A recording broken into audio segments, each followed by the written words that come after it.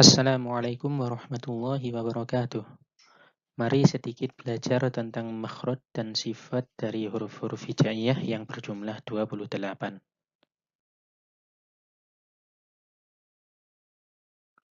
Yang kita bahas pertama adalah huruf hamzah. Di manakah makhraj atau tempat keluar dari huruf hamzah ini? Inilah penampakan dari makhraj huruf hamzah. Pada gambar, makhraj huruf hamzah ditandai dengan lingkaran merah.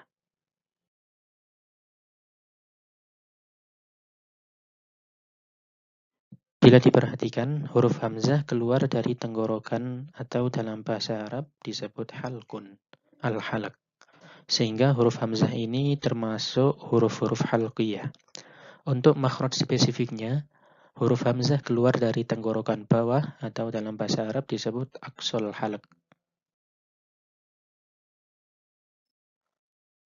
Setelah mempelajari makhraj huruf hamzah, mari kita beralih membahas sifat-sifat huruf hamzah.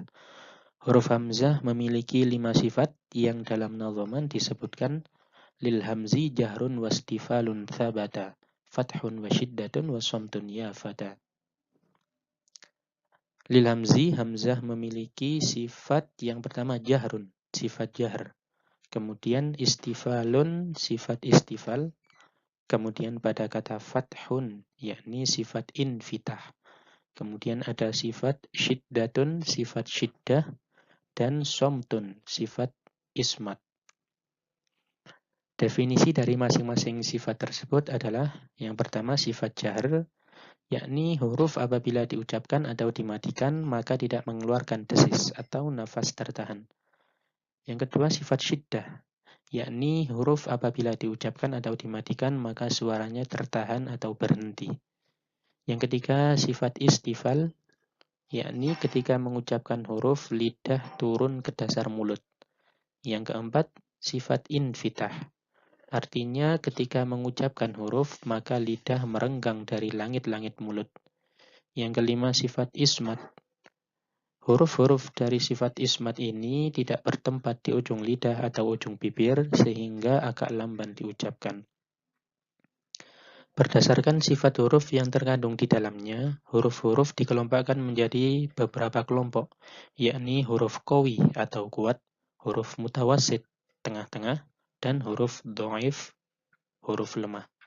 Huruf hamzah ini termasuk huruf mutawasid atau tengah-tengah karena memiliki sifat yang kuat dan sifat yang lemah.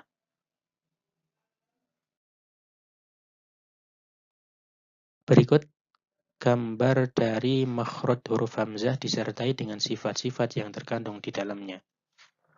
Kombinasi dari makhraj dan sifat inilah yang menjadikan ciri khas dari huruf hamzah dan menjadikannya berbeda dari huruf-huruf yang lain.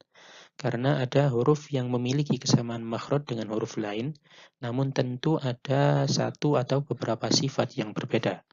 Begitu pula sebaliknya, ada huruf yang memiliki kesamaan sifat, namun tentu memiliki makhraj yang berbeda.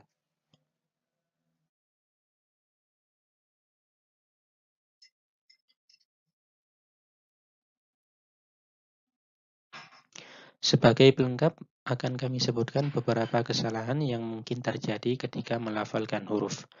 Pada huruf hamzah ini mungkin jarang orang salah ketika mengucapkannya, karena huruf ini bisa dikatakan sama dengan abjad A dalam bahasa Indonesia. Mungkin yang sering terjadi yakni pada kesempurnaan pengucapan harokat, yang tentunya berlaku pula pada huruf-huruf yang lain. Jadi sebagai perwakilan kami tampilkan pada huruf hamzah ini. Beberapa kesalahan yang sering terjadi yakni yang pertama kurang membuka mulut ketika membaca fathah, sehingga yang seharusnya terbaca A menjadi agak miring jadi semacam E. An'amta, an'amta, harusnya an'amta, tapi terbaca an'amta, agak miring. Yang kedua, kurang memeringiskan bibir ketika membaca kasroh, sehingga yang seharusnya dibaca I menjadi terdengar agak miring jadi E misalnya. Contoh ihdina, harusnya terbaca ihdina Tapi karena kurang memeriskan bibir jadinya dena. Dena. Yang ketiga, kurang memuncongkan bibir ketika membaca dhammah sehingga yang seharusnya u menjadi terdengar agak miring, semisal o.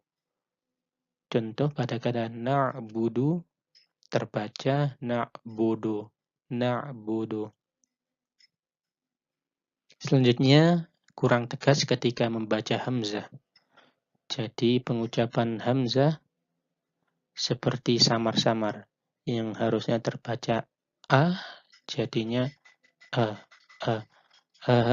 Darutahum. Darutahum. Harusnya ketika membaca hamzah tegas. Darutahum.